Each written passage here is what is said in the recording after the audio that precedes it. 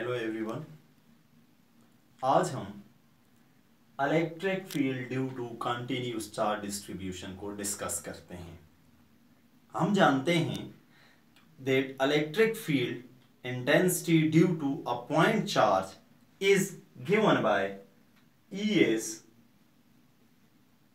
1/4 pi epsilon naught Q by R square. This is electric field intensity due to a point charge. अब अगर instead of point charge we have a continuous charge distribution, then what will be the electric field intensity? So discuss करते हैं. What is mean by continuous charge distribution? Continuous charge distribution means if charge is distributed over a region, such type of charge distribution is known as continuous charge distribution. Billion of charge किसी भी reason पे continuously uniformly अगर distribute हो तो इस तरह की distribution को कंटिन्यूस चार्ज डिस्ट्रीब्यूशन कहते हैं। कंटिन्यूस चार्ज डिस्ट्रीब्यूशन कितनी टाइप की है? It is of 3 type. कौन कौन सी? Number 1, if charge is distributed in one dimensional space, mean that if charge is distributed over a line, this is called linear charge density, linear charge distribution.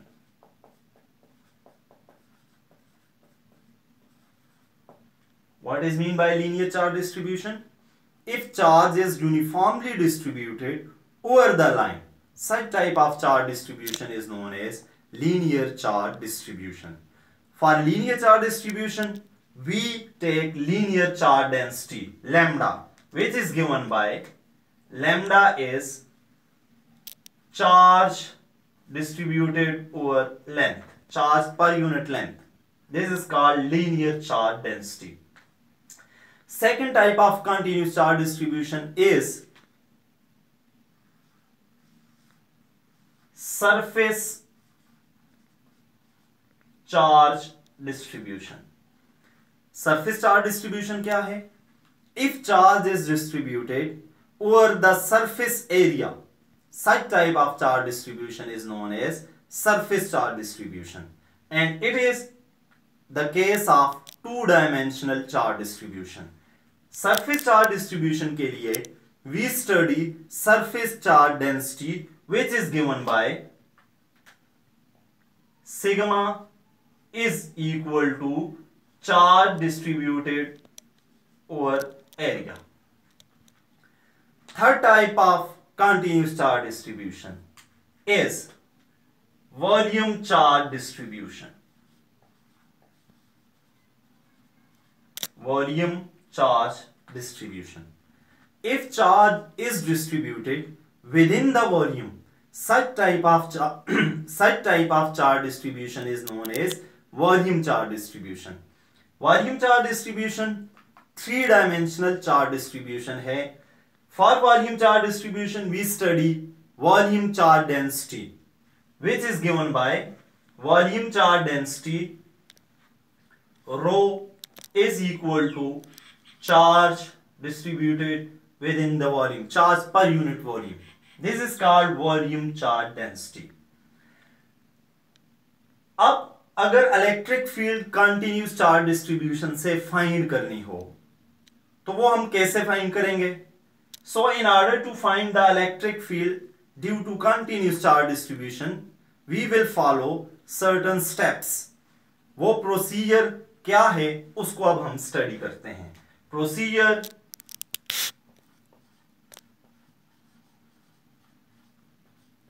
To calculate electric field intensity due to continuous charge distribution.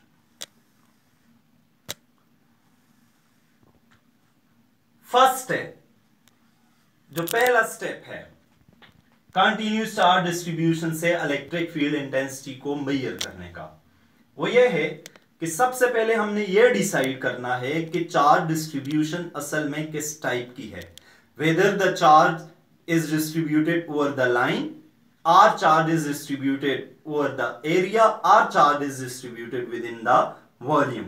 सो पहला काम यह है कि हमने यह देखना है कि what type of charge distribution is, type of charge distribution.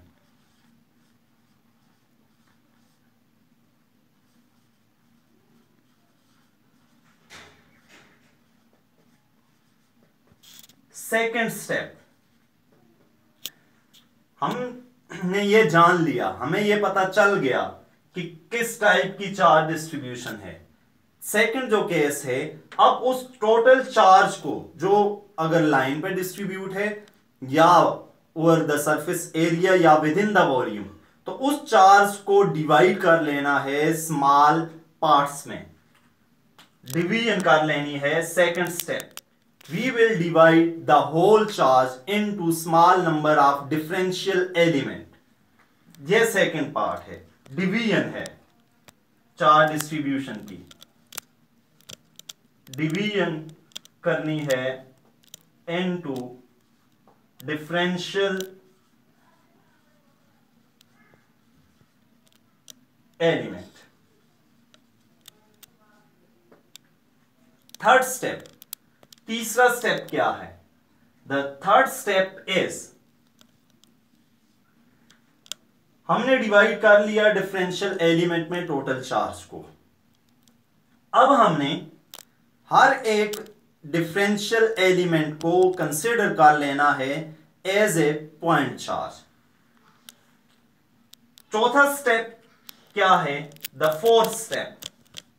Fourth step यह है कि वो जो डिफरेंशियल एलिमेंट्स हैं, जो छोटे छोटे पार्ट्स हैं, उन हर एक की हमने electric field intensity find out कर ली। तमाम पार्ट्स की इलेक्ट्रिक फील्ड इंटेंसिटी को सम कर दें। This would be the electric field intensity due to continuous charge distribution. The fourth step is to add up all the electric field intensities due to each number of differential element। तो यह step है electric field intensity को find करने के। अब हम continuous charge distribution का एक केस स्टडी करते हैं और इलेक्ट्रिक फील्ड इंटेंसिटी को मेजर करते हैं। So we study first case, electric field due to ring of charge. What is actually mean by ring of charge? Ring of charge से क्या मुराद है? पहले तो ये देखते हैं।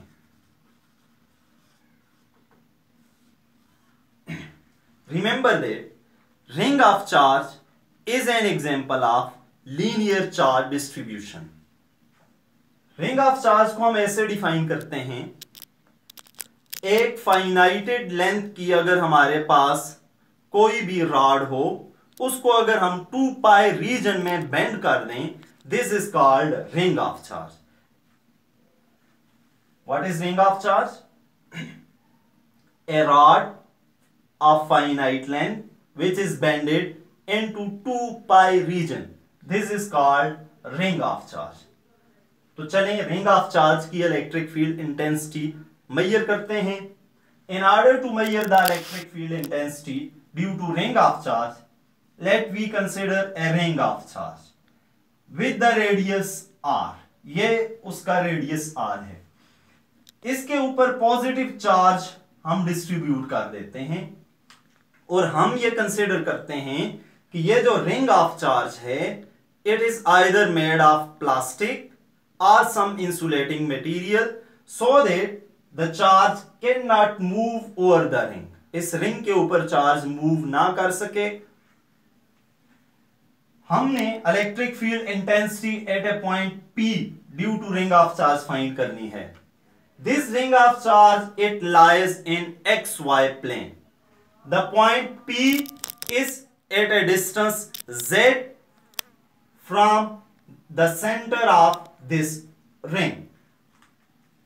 In order to find the electric field intensity due to ring of charge, हम इस टोटल जो रिंग है इसको small number of differential element में डिवाइड कर लेते हैं। Let we take the first part. ये हमने छोटा सा पार्ट इस टोटल रिंग ऑफ चार्ज का यहां पे हमने डिवाइड कर लिया। ds इस पार्ट की लेंथ है और इसके ऊपर जो चार्ज है वो dq चार्ज है। इससे इस dq चार्ज की इस पॉइंट P के ऊपर इलेक्ट्रिक फील्ड इंटेंसिटी कितनी है वो अब हम कैलकुलेट करते हैं। Electric field intensity being a vector quantity, so ये एंगल आ गया theta with this axis of ring makes with the r. what is r? r यहां से डिफरेंशियल एलिमेंट से पॉइंट P तक का डिस्टेंस है, small r। Capital R ring का रेडियस है और z वो परपेंडिकुलर डिस्टेंस है from this centre of ring up two point P। सो इस डिफरेंशियल पार्ट से जो इलेक्ट्रिक फील्ड इंटेंसिटी होगी, चूंकि ये इधर एंगल बना रहा है, we will resolve it into its component। Resolve करते हैं। हमारे पास यहां पे जो कंपोनेंट आएंगे,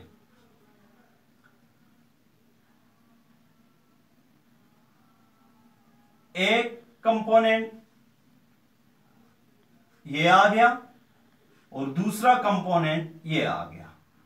one component is along the axis of ring and second component is perpendicular to the axis of ring। ये जो कंपोनेंट है इसको हम EZ बोल लेते हैं और ये जो कंपोनेंट है इसको हम EX बोल लेते हैं। वही एंगल थीटा जो इधर बन रहा है, ये एंगल थीटा यहां पे आ गया। ये हमने एक डिफरेंशियल एलिमेंट लिया है। अगर हम इसके just opposite to this differential element इधर एक डिफरेंशियल एलिमेंट कंसिडर कर दें, यहां पे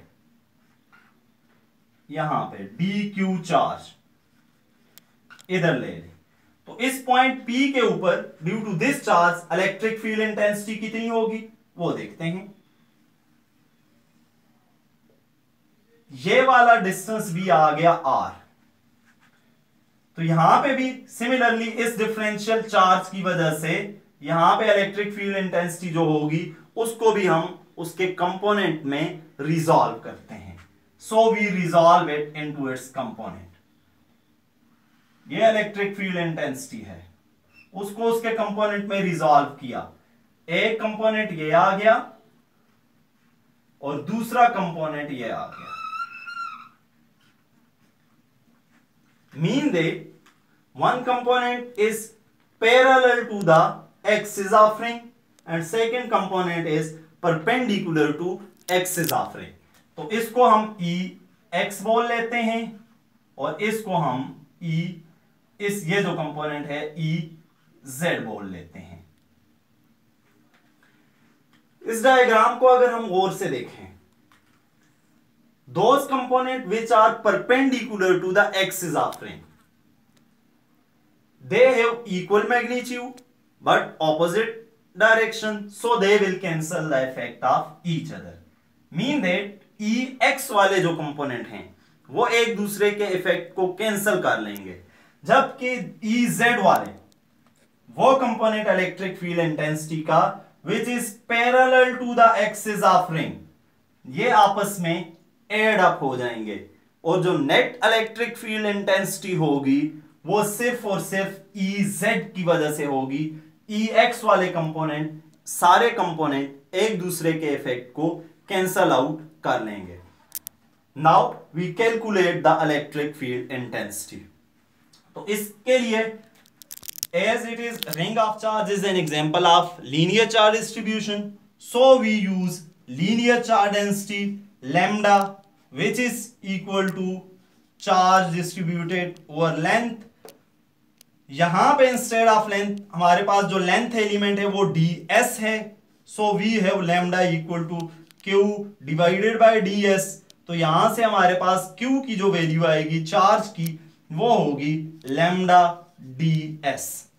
ये वैल्यू अगर हम इलेक्ट्रिक फील्ड इंटेंसिटी जो पॉइंट चार्ज की है उसमें पुट कर लें इस इक्वेशन में, E is 1/4πε0 Q by R square। ये Q की वैल्यू यहां से हम पुट कर लेते हैं इस इक्वेशन में। So we will get E is equal to 1/4πε0 Q की जगह lambda d s divided by R square।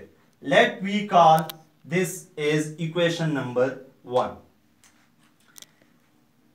अब इलेक्ट्रिक फील्ड इंटेंसिटी जो नेट इलेक्ट्रिक, इसको हम डीई बोल लेते हैं, डीई जो इस डिफरेंशियल एलिमेंट की वजह से इलेक्ट्रिक फील्ड इंटेंसिटी है।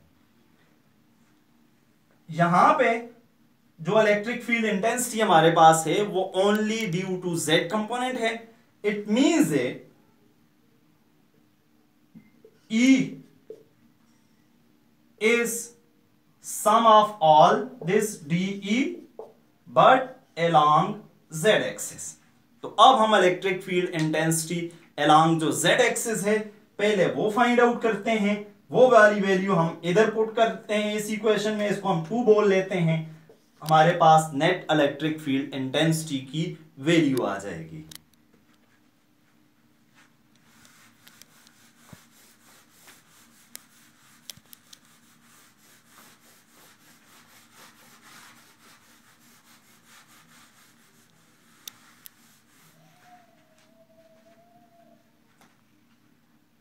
along z axis जो इलेक्ट्रिक फील्ड इंटेंसिटी है DE along z axis is this DE cos of theta. ये एंगल थीटा है, थीटा के सामने ये EX जो आएगी वो E साइन थीटा, जबकि ये जो कंपोनेंट आएगा वो E cos of theta. E sine theta वाले component net effect 0, E cos वाला कंपोनेंट हमारे पास आएगा। Mean that DE along z axis is DE cos of theta. DE की ये वैल्यू है। So we have net electric field along z axis is DE along z is DE, उसकी value यह है 1/4πε0 lambda d s divided by r square into cos of theta. Let we call it equation number 3। cos theta की value और r square की value अब हम वो find करते हैं और इस इक्वेशन में पुट करते हैं। What is cos theta? अगर इस डायग्राम को हम देखें, दिस आर इज परपेंडिकुलर, ये z हमारे पास बेस है और ये r आ जाएगा hypotenuse. cos of theta is equal to z divided by r, where r is what is r? इस r को अगर देखें तो वो है z square plus r square whole square root and r square is equal to z square plus r square. ये दोनों value हम इक्वेशन नंबर 3 में पुट करते हैं। We will get DE along z axis 1/4πε0 lambda d s cos theta की जगह z by r, this is z, r square की value z square plus r square, और आर ये जो यहां पे है वो z square plus r square square root. So we will get z square plus r square power 3/2। ये DEZ की वैल्यू अब हम इक्वेशन नंबर 2 में पुट करते हैं। वी विल गेट, इक्वेशन 2 में पुट करते हैं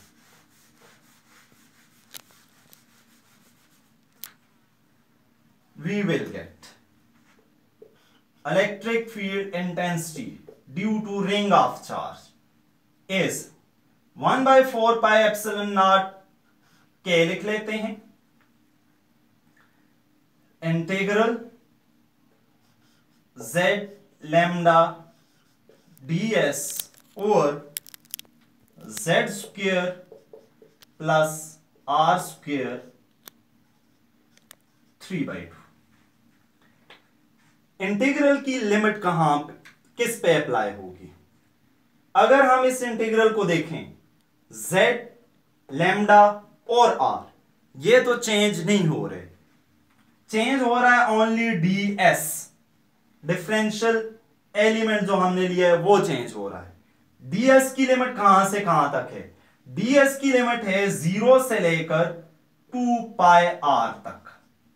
यहां से हम स्टार्ट करते हैं, इधर अगर हम ds की वैल्यू 0 लें, वापस इधर से होके इधर तक आ जाएं, तो टोटल जो लेंथ होगी it would be circumference of that ring.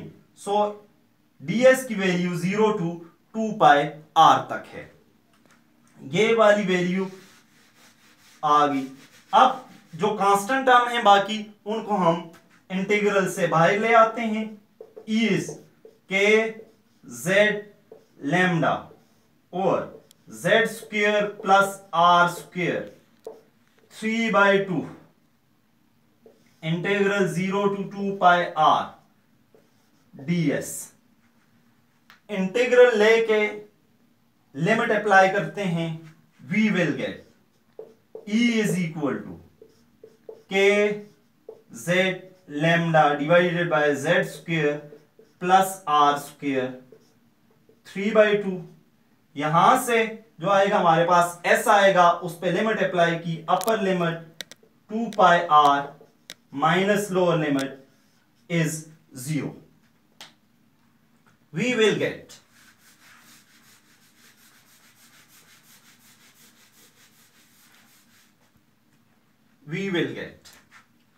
E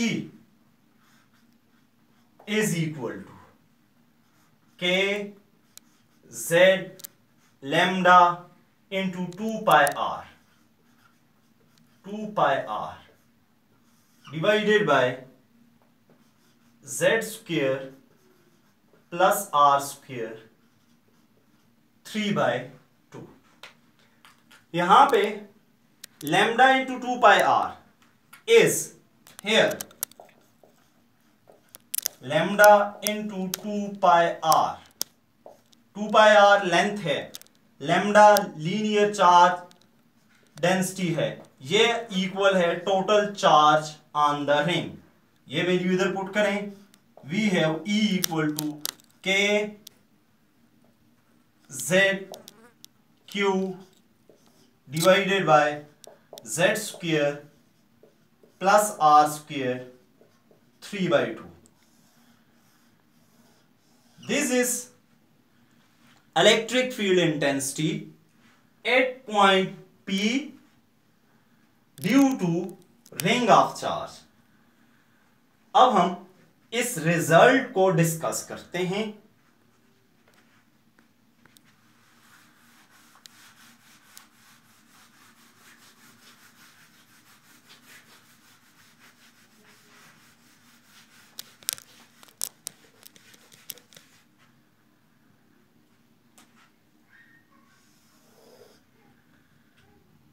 discuss करते हैं, केस 1 लेते हैं। अगर if z is 0, z is 0 का यह मतलब है the point P lies at the centre of ring. तो at the centre of ring electric field intensity कितनी होगी? E is equal to, z की जगह 0 पुट करें इस इक्वेशन में, we will get 0. It means that electric field intensity at the center of ring is 0. What does it mean? ये ring of charge आ गया, यहां पे हम कोई पॉइंट लें, इस पे E 0 है, इसका क्या मतलब है? इसका ये मतलब है कि ये हमने कोई डिफरेंशियल एलिमेंट लिया, कोई डिफरेंशियल एलिमेंट ये लिया, ये डिफरेंशियल एलिमेंट लिया, ये डिफरेंशियल एलिमेंट लिया। नंबर ऑफ डिफरेंशियल एलिमेंट जो हम लेंगे वो एक दूसरे के, ये वाला जितनी फोर्स इस सेंटर पे लगा रहा है उतनी ही फोर्स ये वाला पॉइंट लगा रहा है। फोर्सेस इक्वल इन मैग्नीट्यूड होंगी, ऑपोजिट इन डायरेक्शन होगी, नेट फोर्स जो होगी सेंटर पे वो जीरो है। अगर फोर्स जीरो है, we know that F is equal to q E r, E is equal to F by Q। अगर F जीरो है, if F is zero it means that E is zero. इसका मतलब है electric field intensity at the centre zero है। दूसरा case, case 2,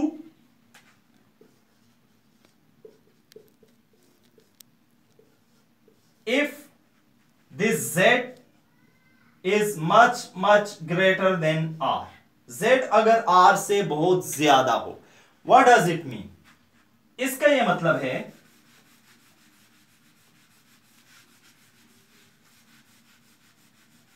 कि जो हमने रिंग ऑफ चार्ज, ये रिंग ऑफ चार्ज है, ये जो पॉइंट P है, ये P बहुत दूर लाए करे, यहां से बहुत दूर कहीं पे लाए कर रहा है सेंटर से। अगर ये पॉइंट P सेंटर से बहुत दूर लाए कर रहा है, बहुत फासले पे है, और ये जो Z है इस R से बहुत बहुत ज्यादा है, तो इस केस में जो हमारे पास ये जो फैक्टर है Z square plus R square, Z square plus R square, इस फैक्टर को हम nearly equal to Z square ले सकते हैं, approximately equal to Z square. ये वैल्यू यहां पे पुट करें, we will get E is equal to K Z Q divided by Z square power 3/2। ये इससे कैंसल आउट होके हमारे पास E जो आएगी, E is equal to K Z Q divided by Z cube, एक Z इससे cancel out होके we are left with K Q divided by Z square. ये इलेक्ट्रिक फील्ड इंटेंसिटी होगी which is like the electric field intensity due to a point charge. It means that if the point P lies at a far distance from the center of ring, in this case ये जो differential element है या ये जो total ring है, this ring will behave like a point charge. This was all about today lecture. इस lecture से related आपके माइंड में कोई भी क्वेश्चन हो आप पूछ सकते हैं। Thank you for watching.